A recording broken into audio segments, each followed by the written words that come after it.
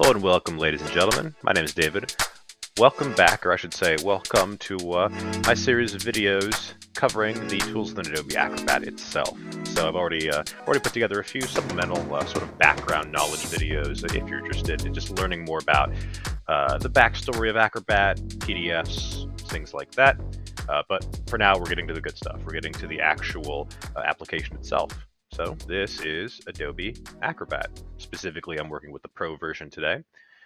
And as such, firstly, we're going to start pretty gently just with getting acquainted with Adobe Acrobat. So when you open up Acrobat for the very first time, this is the screen that you're going to see. You're going to be in the home pane. So you can see this in the upper left. And then contrast the home pane with the tools pane, which is what we'll be covering in the next video clip.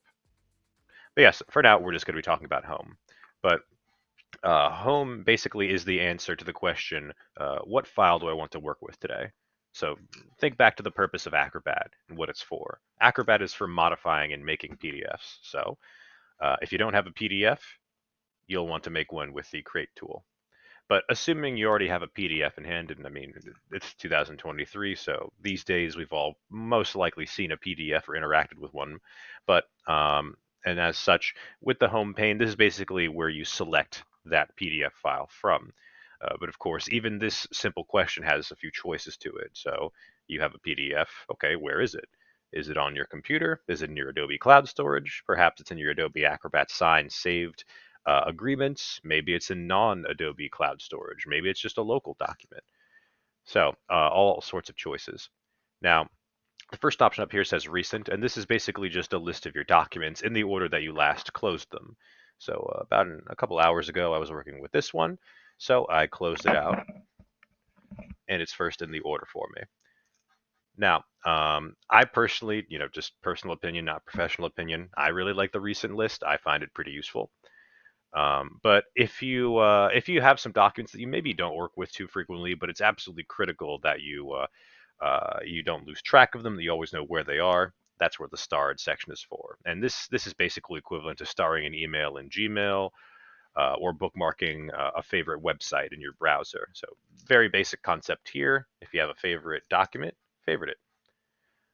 Also, moving on down, the implication here is that these files, at least with the recent and starred section, this is more about timing, but not necessarily about location of these documents. But if you want to look in a particular location, you can look locally down here, non-Adobe Cloud Storage, or your sign agreements, or your Adobe Cloud Storage, courtesy of the Document Cloud. So I use it quite a bit, so I've got some files in here. And similarly, I mentioned a few videos ago that I really like the Adobe Scan app, and I wasn't lying when I said that. I like to use it. These are a couple of some of my own very own scans, and basically how it works is if you take your phone, you take a picture of the document in question, and then Adobe's technology cleans up the scan for you, and then the output is right here, and then you can choose to further file it and other things.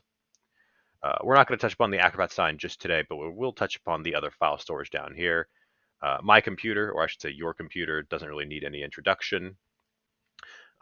But there are some other options, if you want to use cloud storage, but not necessarily use Adobe's. So a very underrated feature of Acrobat, in my opinion, is the ability to add in your own storage account. Box, Dropbox, Google Drive, OneDrive, SharePoint.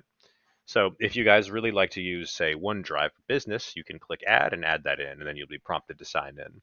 So I've got mine over here on the left-hand side. So the cool thing about this is if I had any documents in there that weren't even PDFs, so it's, say, a Word document, you would just click that file and it would open up in Acrobat, because Acrobat knows how to treat PDFs or even PDF convertible files. But yes, this home pane, we've taken a little bit more time than necessary just to cover it. But try not to overthink this section. This section is really, the home pane is really just meant to be where you select your file from. It's just that, there's a few different choices to be made there. But of course, once we have our file in hand, we have to figure out what we want to do with that file. And there's quite a lot of things you can do to a PDF. So up next, we'll be talking about the tools pane. Until then, thanks for coming. Take care and have a great rest of your day.